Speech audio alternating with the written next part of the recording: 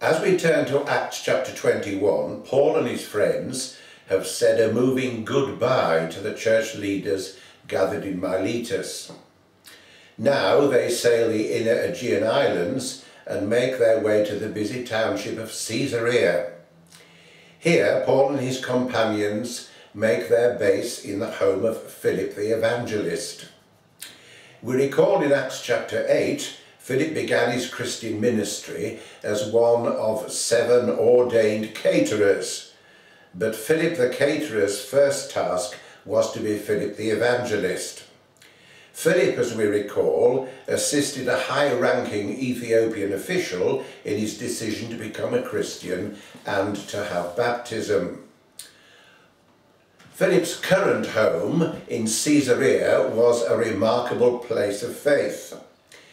Philip clearly had the right lightness of touch because within his family, 4 of his daughters, far from being put off from religion by life, were prophets or preachers. 4 in one household. No holding back of the ministry of women in this particular part of the infant church. But into Philip's home there arrives the prophet Agabus from Jerusalem.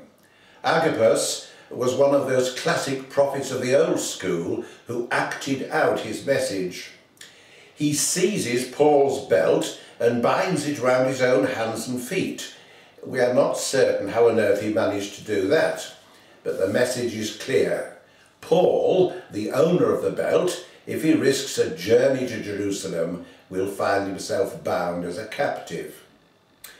Here is a moment totally reminiscent of Jesus saying the same thing to Peter.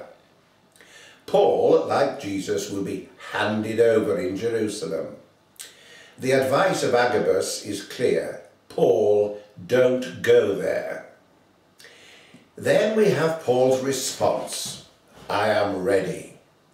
Paul, having accepted the ministry of an itinerant apostle, now accepts the vocation of a Christian martyr. I am ready. Similar words were spoken by Martin Luther King in the southern states prior to his martyrdom, and similar words by Oscar Romero prior to his martyrdom in Latin America. So this chapter in Acts 21 closes as we move from Caesarea to Jerusalem. The infant Christian community in Jerusalem was a mixed bag if ever there was one, as many Jewish and Christian opinions as ours in the day. And among the Jews, many who hated Paul because he had embraced the faith of the risen Christ.